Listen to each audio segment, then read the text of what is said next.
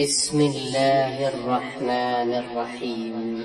يسبح لله ما في السماوات وما في الأرض الملك القدوس العزيز الحكيم. هو الذي بعث في الأميين رسولا منهم يتلو عليهم آياته ويزكيهم ويعلمهم الكتاب والحكمة وإن كانوا من قبل لفي ضلال مبين. وآخرين منهم لما يلحقوا بهم وهو العزيز الحكيم.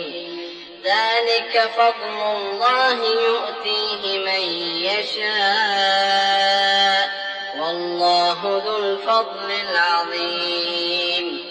مثل الذين حملوا التوراة ثم لم يحملوها كمثل الحمار يحمل أسفارا بئس مثل القوم الذين كذبوا بآيات الله والله لا يهدي القوم الظالمين.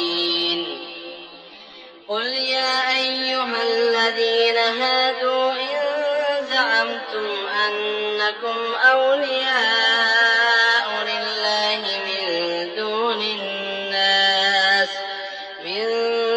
الناس فتمنوا الموت إن كنتم صادقين ولا يتمنونه أبدا بما قدمت أيديهم والله عليم بالظالمين.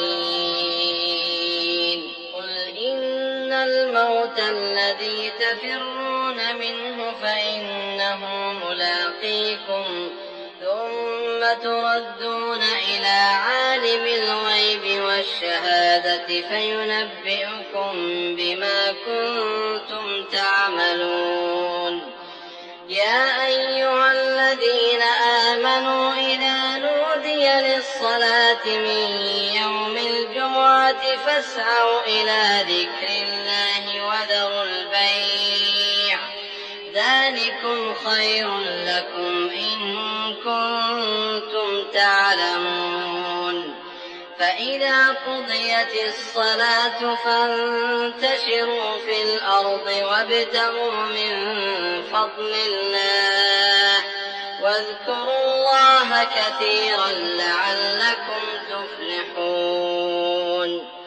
وإذا رأوا تجارة أو لهوا انفضوا إليها وتركوك قائما